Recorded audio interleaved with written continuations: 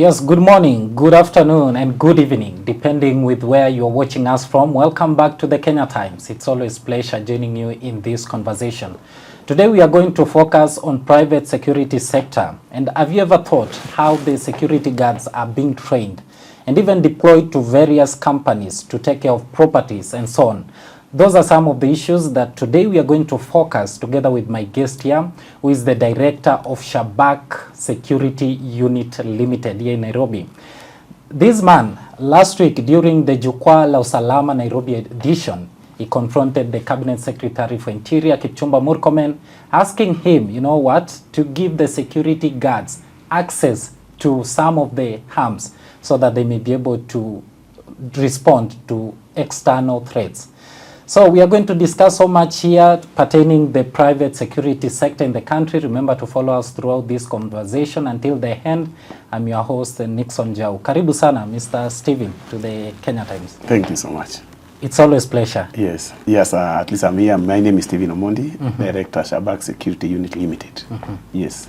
Now, let's begin. Last week, during the Jukwaa la Usalama, Nairobi edition, yes, you told the Interior CS, Mr. Waziri, yes, we need to be given access to some of the arms to respond to the external forces and threats. How was it for you? Yeah, according to what we have seen it happening in Uganda and also I think part of Tanzania. So we felt like because of what has been happening to security guards, even the death that have been occurring, because maybe what we have been using is not enough to do the assignment that the company and even the client entrust with the guards. So we felt like if laws can be introduced and even some trainings and the partnership between our private security and even the government now to initiate these arms to the private security guards, because we know some of the private security officers have guns, like the VVIP protection. There are those who have been a license to own guns. But we felt like now the initiative should now analyze on how even security guards who complement what government is doing should also be given guns, so that we can even reduce the level of crime, mostly number one in Nairobi, and also even outside Nairobi. The reason why I was stressing that much was during even Mandamano, when there were a lot of demonstration in Nairobi and even goons invaded Nairobi. So you find that most of the security guards were deployed even to protect clients' property, but they were only having like this thing like a baton or these rungus to protect now the client property. But that one was not enough, because these goons were coming armed and they were coming into groups. So maybe, yes, the police officer did a lot of a good job by even managing the crime. But we felt like, how can we be of help? And how can we support? How can we complement what our officers are doing on the ground? Even us, when we are equipped, trained and equipped, we think we can reduce this level of crime.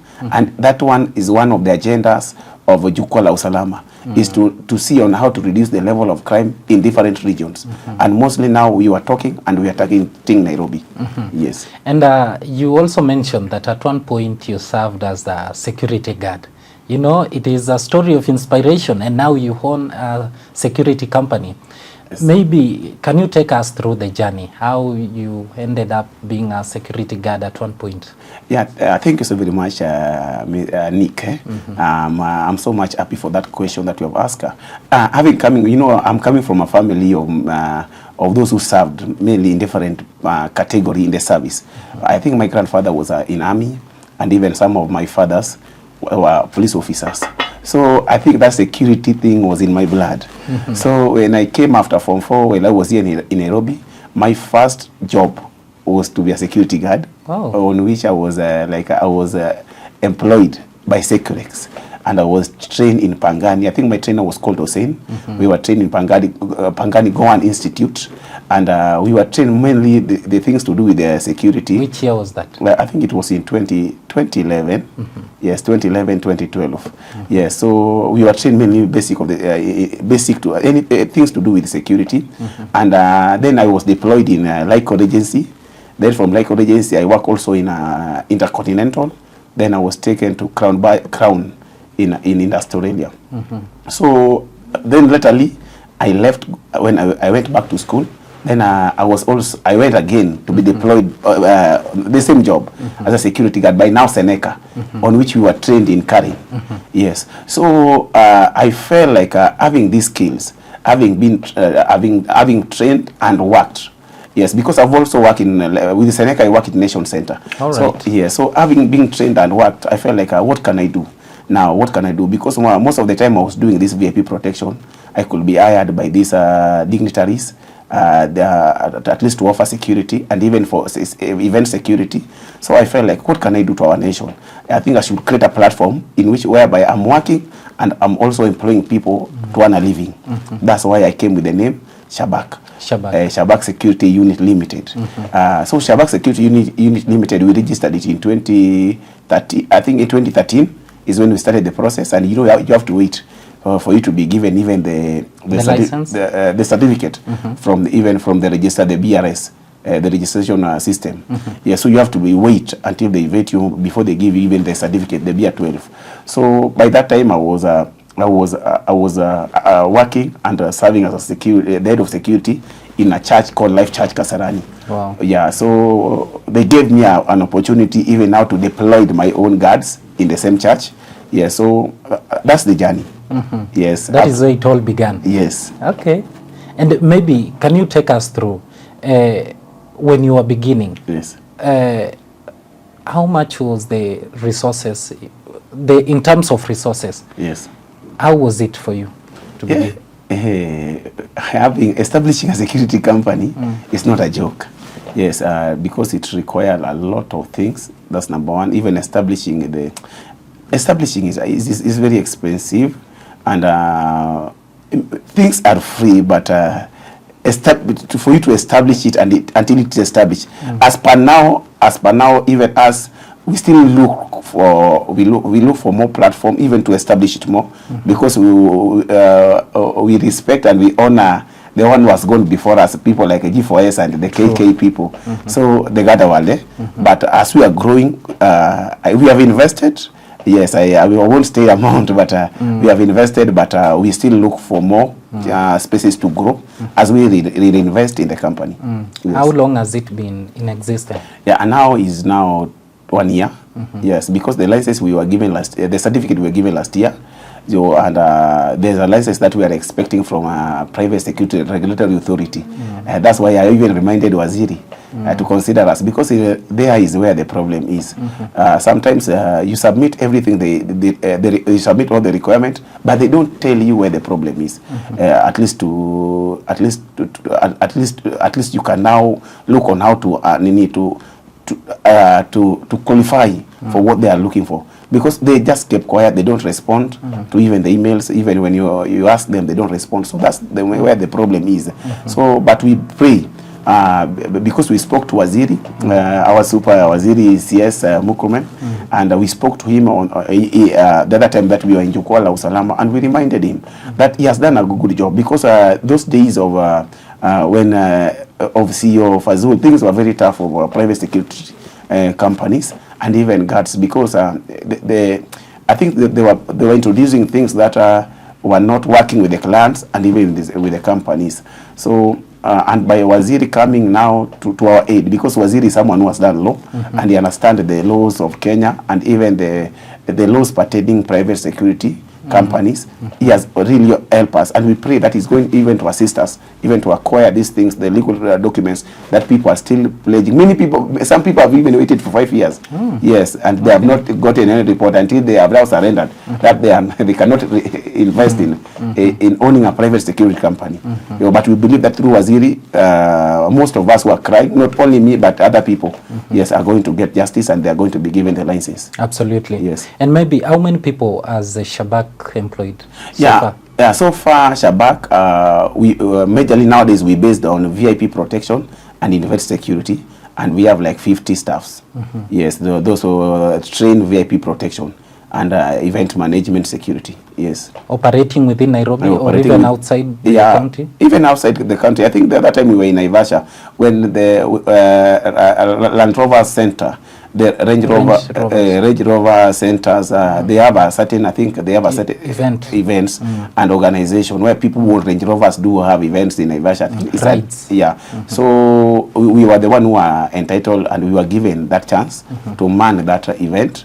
And yes, so that one was outside Nairobi. And also there was a meeting in Uhuru Stadium and a church called Anglican Church. So we were given even that event, by the Anglican Church. And Nakubamba, this group called Kubamba Crew, we were given the event even outside. That was in Murang'a. So we have done some events outside Nairobi, and even sometimes you can be given, you can have, and even we can deploy some of our marshals and protocols to work with these dignitaries and even diplomats. And these diplomats may be working to Mombasa and even Kisumu. So at least we have done some jobs outside Kenya. Okay. Outside Nairobi. Outside the city. Yes. And maybe take us through, the challenges you faced when you were coming up with the company. Yes, challenges are there. First and foremost is financial. Yes, you understand the establishing of security company is not a joke. Mostly you have to be financially stable. You have to have a training ground. You have to have an established office. Yes, and so one of the biggest challenge is it deals with financial, the capital investment in terms of vehicles, in terms of equipment, and then now the trainings of the personnel, because you are investing in these people by trainings. So I think that one was one of the challenge, because sometimes you can train someone, you have trained him so well, then he decide now to go for higher payment, because you feel like that what is being given here now is not enough. And now you have equipped him with a lot of training, so he needs now to go to another level where he can be paid much higher. So that was one of also another challenge that we face. Number two, we cannot say that the government is a challenge, because government has hold our hands. Because when you go to any police station and you introduce yourself as a CEO of a security company, and also they have seen what you have been doing, I think they always give us a chance, and even they always assist us, because we complement whatever they are doing. So that one is not my challenge. The challenge is only that with the kind of system that we have been having, and the issue to do with corruption, whereby acquiring some document is not easy, and we hope that one will be handled by the CS. We know that he's going to handle that, and even the CEO of Private Security Regulatory Authority, who is called Bwana Philip Okelo, I know he will handle that, because he's now now he's the CEO, and we believe that we are going to see a lot of transformation for most of the SMEs who are now coming in the security sectors, who are employing Kenyans and even complementing what the police are doing. I think we will be given a chance now to do the work through his leadership, Bwana CEO, and they will now give people the license, because license, also getting the license, is also a very big challenge. Also a challenge. So the challenges, I can categorize them into three: financial, the capital investment; number two, training of staffs, and then they laterly feel like they need now to go for higher pay. Yes, and also the issue to do with the licensing. Yes. And maybe you have mentioned about the licensing. Yes. And you have mentioned it being one of the challenges that that some of the private companies are facing. Yes. What do you think should be done by the government to ensure that when you go and register the company, you are given license on time? Yeah, according to the law that governs the license, you should be given the license within 90 days. Yes, within the 90 days, you should be given the license. And also, they should also even respond to tell you maybe what may be the problem. Why are they not giving you the license? What do they require of you for you to be given the license? And we felt that if government could introduce fee, like the fee that they have introduced to good conduct, that one will be fair. For us to know that we should pay this fee, for us to be given the license. Because the government has said that license is free. Yes, but for you to be given that free license, it's not easy. It's not easy. So we felt like at least the government should do a lot of restructuring of that department of Private Security Regulatory Authority, because it is handling SMEs. We private security companies, we are SMEs. we are offering job opportunities to Kenya. And I think so we have employed people, a lot of people. Yeah, and most of the people who are even working in different departments, most of them started as a security guard. They arrived in Nairobi, there was no job. The only job which was available was a security guard. So they have to start as a guard. Then finally, they find their purpose on what they were supposed to do, on what they were willing to do, even on what they felt like this is now what I was even born to do. So we have given many people platform, even to grow themselves. So we felt like government should help us, even to reduce the level of unemployed youth, yes, in the street, but even at least bringing laws and rules that help us to acquire this license. But this level whereby the license is free, you are supposed to be given the license after 90 days. Then you wait. You can even wait for 2 years. You have not been given the license. Yeah, so I think they should just stand with the SMEs. That partnership should be seen. The partnership between private security companies and private security regulatory authority should be seen. They should guide us. Yes, if there's something that we still lack, they should allow us to grow, to attain to that level, and then we should complement each other to support the government initiative of employing and even offering of employment opportunity and even reducing the level of crimes in Kenya. And yes, that one, I think by that one, we'll be good to go. Yes. And maybe there's someone who is watching us and will ask, what is the requirement for me to be a security guard? Yeah, requirement for you to be a security guard, as long as I think as we were talking, requirement as long as you have done Form 4, you are able to read and write. Yes, you are above. Sometimes we do start with 25. Yes, because now this person 25 years and above. And above, because we feel like this person is now serious with the life. He can now do something. He's mature. He's mature. Yes, and he feel like now maybe 25. He feel like now he has started thinking like one day I will have a family. I will have I have to start to be stable. So the age requirement is 25 and above, and then you have to have no criminal record. It means that you have to have a good conduct. Yes, and recommendation from 2 or 3 people who knows him very well. And yes, we will absorb him at least for training. What about gender? Because most of the time, even personally, whenever I walk in town or even when going back to my estate, I see most of the security guards are men. Women's are very few.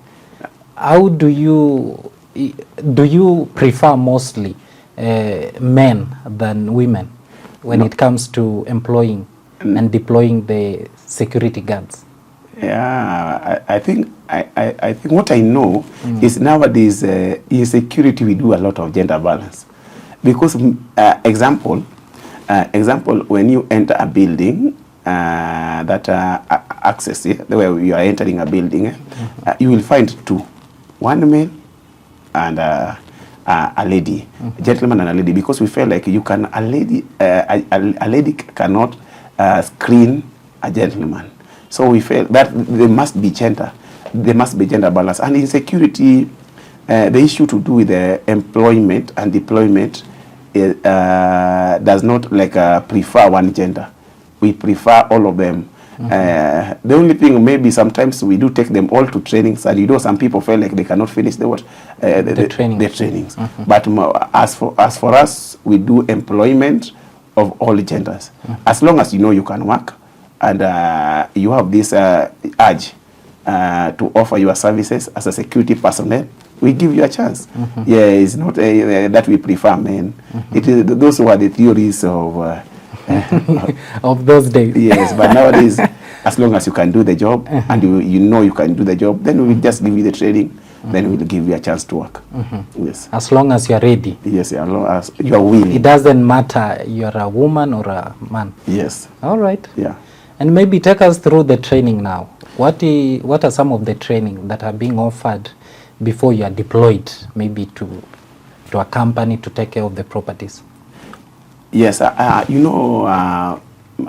training, number one, training differs with the kind of the assignment that we have. We have the basic trainings, and also we have the advanced trainings, depending with the client and also with the assignment. Because the assignments also differ. We have the high profile assignment, And we have those middle assignment, and also we have low profiles. Low profiles are like the company, the construction sites, and also we have those assignment like hotels. So the training differs. But the basics, number one, the things that we, at least someone is trained, number one is discipline. As a security personnel, you have to be disciplined. Yes, that's the first and mandatory trainings. Then number two, you are being trained about search. Then number three, we have the salutation, like the customer service. Then you are being trained about communication. You have to know how to communicate as a security personnel. And also you are trained about first aid and also fire. And after that, you are being trained on now at least risk assessment, reporting. That is on how to do a report in case of an incident has happened. Then we have also things to do with reporting, knowing the chain of command, yes, knowing who to give the reports. So it varies. It's a very intensified topic. Yes, at least that someone undergoes. That's the theory part. Then we have those the combat part, where you have been trained salutation, is security, the way you should at least salute and also salute the client. And even the visit of the client. You also been trained some matching, so and also some tactics on how to handle someone who is armed. So it's very wide. You have mentioned on someone who is armed. Yes. For example, someone has come into a building and is armed, maybe with a gun. How is this security guard able to respond to this kind of threat? The fact that he has been trained and he only has maybe a rungu and the other guy has a gun. Thank you so what very much. What do you do in such scenarios? Thank you so very much, Nick, for that question. Most of the times when the way a security personnel is being equipped at the gate, first of all, you will be given like the firimbi. You have the firimbi there. That one is for raising alarms, and maybe they may even have an alarm button or a baton. Baton is a security device whereby when you press it, it does not raise alarm where you are, but it raises alarms maybe in the office or in the control room in the same building. Yes, yes, it alerts that there's something that is going on. So when security guard has that baton, yes, it can be of help. If he has identified that this person has a gun and this person has refused to give the license, even to explain who he is and why is he having a gun. That's why you will ask him some simple question. Then after you have searched the person and you have understand that this person is armed, then you will ask him, sir, kindly, can you, who are you, at least, yes. Then they will say that I'm a police officer. Then after stating that he's a police officer, you'll have to produce the card to state which category, yes. And you will even, sometimes they even explain their role in the building. What is he going to do? Yes, that's why the reason why he's is armed. Yes, and if he will not explain that and he does not even have any license, then you will have to tell him that, please, sir, we will not allow you in. Yes. So when you feel like he must or is forcing his way into the building, that's when you raise the alarm as a security personnel. So after raising the alarm, then people will now take the precautionary measures. Yes, in the building, they will know that there is now a threat. Someone who is trying to force himself in this building, and that person is a security threat. So when that alarm reaches the control room, the control room of the building, and even the control room of the office, yes, now they will have to report it to the police officers. And even you find that the patrolling police officers who are within will now come and offer backup.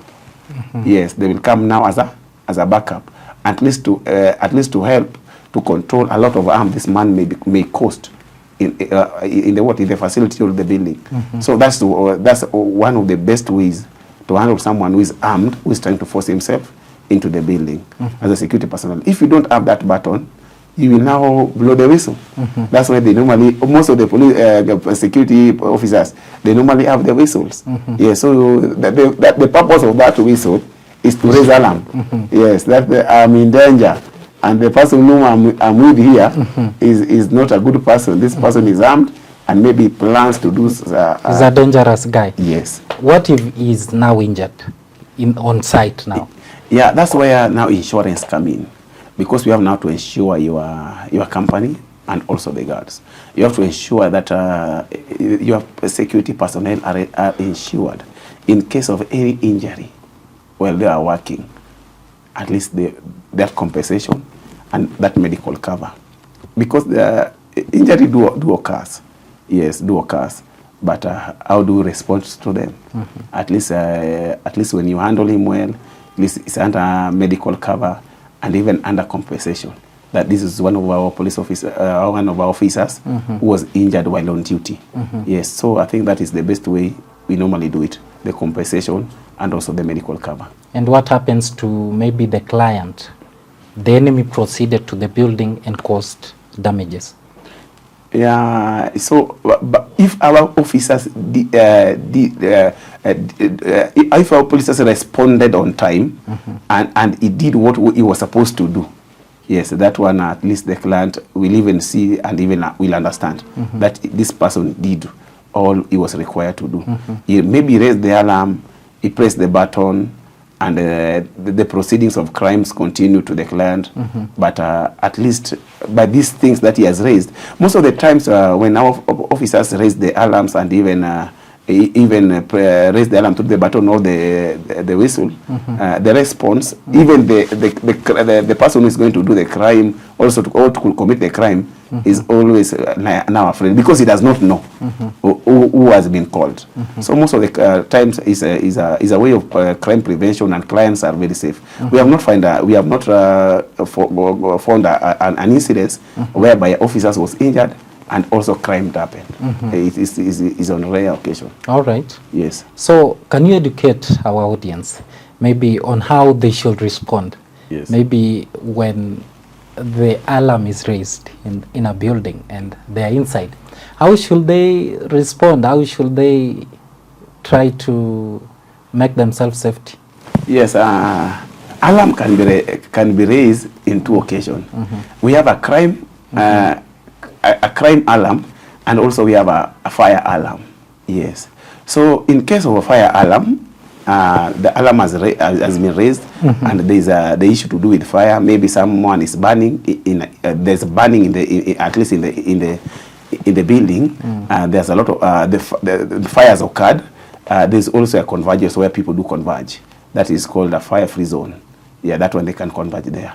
But in case of crime, yes, in case of crime, and the alarm has been raised, first of all, I think if alarm has been raised for crime and you are working, I think you should stop what you are doing and now start looking for an escape route.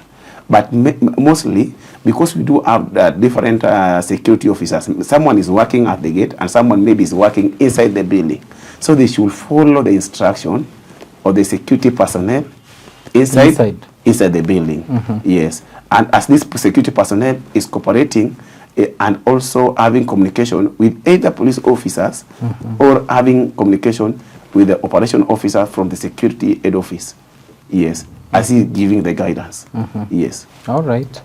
And maybe you also mentioned in terms of training. Yes. You also mentioned about discipline. Yes. In what ways?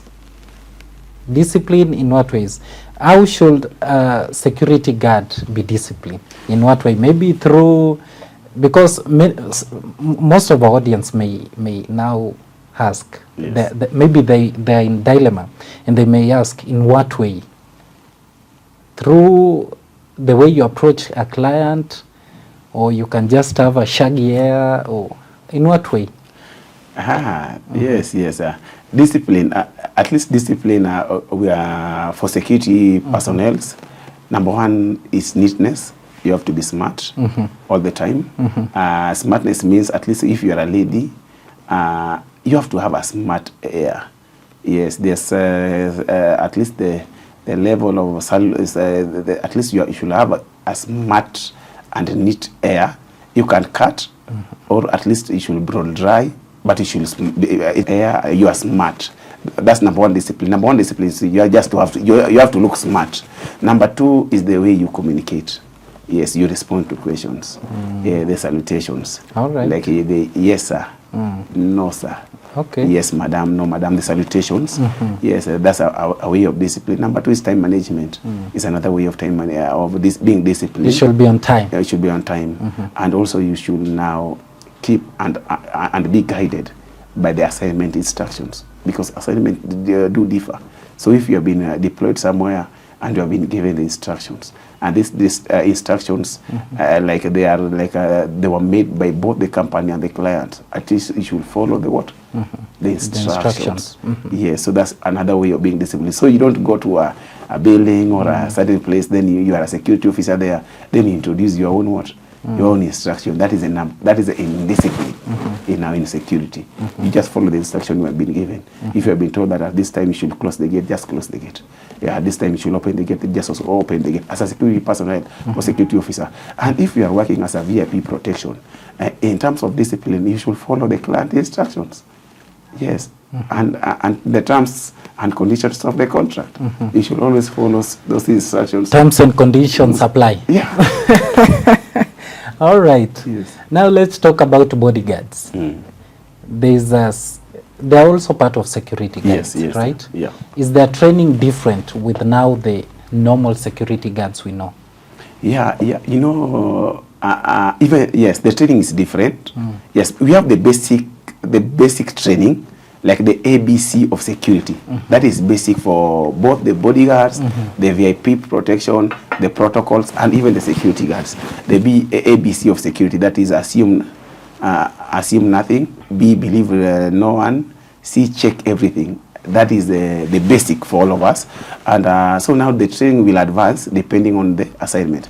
Like the VIP, for you to be trained to be a VIP protection, at least you should do some mashups. You should be trained in combat on how to handle 2 or 3 people who have just come to harm the client. And also you should also be trained in communication. Yes, in radio communication. You will be trained on how to handle door and even protect the client in case of any eventuality. Maybe you are in a crowd area and you have to now evacuate the client because there are some things that are threats. So you will even be trained on evacuation of a client. So you see the VIP, your target is one person, but the guards, they target the building and the people who are in the building. So they prevent insecurities to occur in the building. But now the VVIP, you protect any form of insecurity to the client, even miscommunication. Anything you have heard from this client, even the discussion, you at least you keep it for the protection of the client. So and for the bodyguard, so you know we have the bodyguards whose job is mainly crowd control. They are not major on the client. Most of them we see them during political events. Yes. Okay. Their job is just mainly for crowd control. You will find the VVIP protection will bring the client, make sure that the client, like the boss, have the seat, make sure that seat is safe. Yes, and allow the client to sit on the seat and even sit behind the client. But the crowd control people, you will find them now in these rallies. You will find them down there. Their job is just to control the crowd. That's their main job, to pave ways, to make sure that you have a clear path while coming in and while going out, but also to control the crowd. Yes, to make sure that the crowd do not have access to where their client is. What happens if the crowd is small? The crowd is small. Overpowers the bodyguards. The bodyguards. And if they cannot be managed not to access where the client is, now you have to evacuate the client. You have to look for ways to evacuate the client and even to call for backups. All right. Yes. So you will find that if we are a leader, maybe a diplomat, maybe an ambassador, and you are in an event, and at least we have offered you with a VIP protection, you will not have like one person. Yes, at least you will have one person, and other people, at least they are among those people who are controlling the crowd. At least those people will give you access. When you will be coming down, they will help those people who are doing crowd control to give you access. So I think that's the best way to do it. And is the requirement for you to be a bodyguard different from the normal security guards? Because we see most of them, they have body, and most of them, they are huge. You see, for VIP protection, you don't need to have body. Yes, you don't need. You know, for crowd control, is what we you need that strength. Yes, that strength for, like, you can, like, adjust people for you to have your way out. But for VIP protection, it's a very different course. You have to be, number one, you have to be intelligent. Your intelligence should be, at least you should be, and even the level of alertness should be high, the level of intelligence should be high. You should understand a lot of things. You should understand even the body language of the crowd. Sensitivity. Even before the crowd overpowers the bodyguards, the crowd controls, those people control the crowd. You should now check at the crowd and you say that these crowds, within like 10 minutes or 5 minutes, these people will be here. All right. So you should do something. You have to see, to look ahead. Yeah.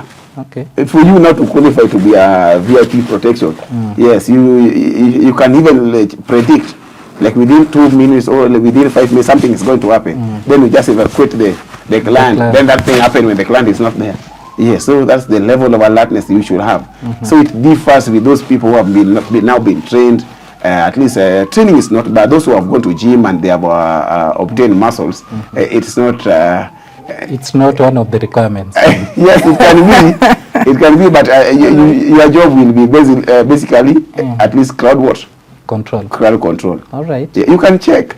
You can check. Let's say example. Even if you analyze the security of the president, you will not find the bodybuilders. True. The bodybuilders that no. You just find that they are very smart.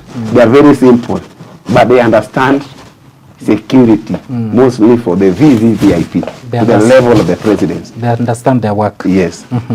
And maybe how do you handle public perception and community concerns about armed private security in police roles?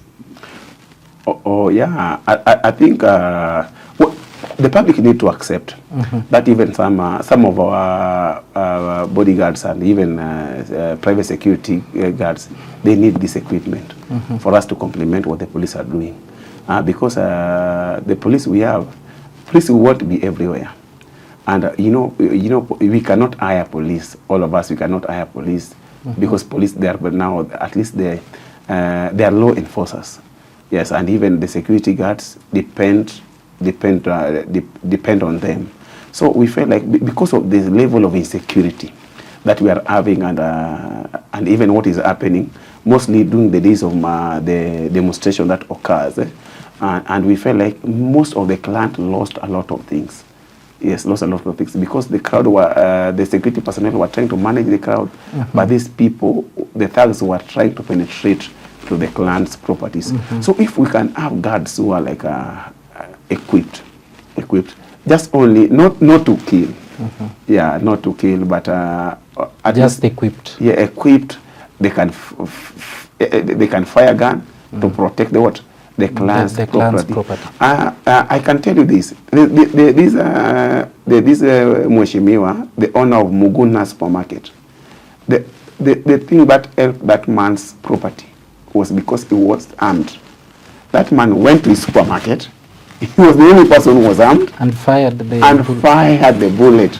He never killed any person, but he protected the property. He protected the property because he was armed.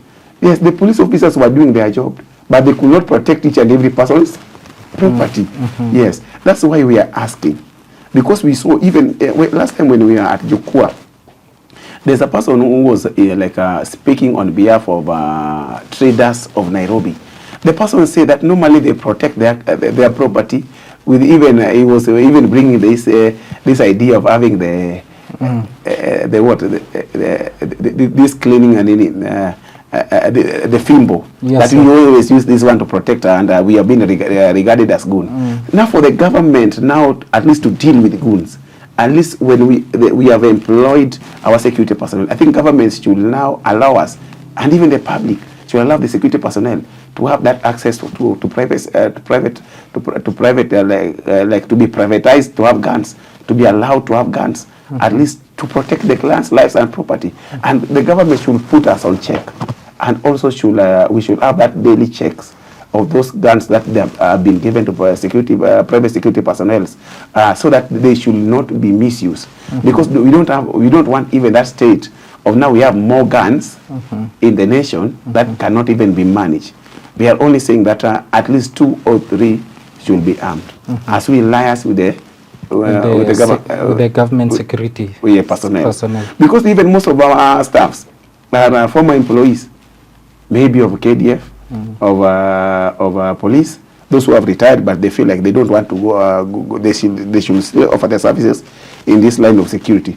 So at least we employ them so that we can work together. All right. Yes. What an insightful conversation. Yes. Maybe your last word now to our audience. Yeah, my last words to our audience, all I can say that security starts with you. Yeah, it's your mandate to check that you are safe. Yes, and safety begins number 1 with your health. Where you are, you have to check. And if you have now sensed any of security threats, it's high time you take precautions. Yes, you should not wait for a eventuality or something happen, then you literally become a victims. Yes, mostly on overcrowded places. If you have seen something has happened, I've seen this thing happening in our nation, Kenya, where when something happened, all of us, we gathered to that place. That one is a very big threat. When, example, when someone when terrorists can find that access. So it's high time for us to check on our own security, to check on the security of where we are staying, to check on the security where we are, and even if you can raise alarm, it will be better. Liaise with the police officers, and even when you see any threat, liaise with the police officers, raise alarms, make sure that Kenya is safe, our families are safe, and even our businesses are safe. My name is Omondi, Director, Shabak Security Unit Limited. Thank you. Thank you for coming. Yes. We look forward to have you once again in other conversations. Thank you, sir. That is where we conclude our conversation together with Mr. Stephen Omondi. He's the Director of Shabak Security Unit Limited. That is where we conclude our conversation. I've been your host, Nixon Njau. See you next time.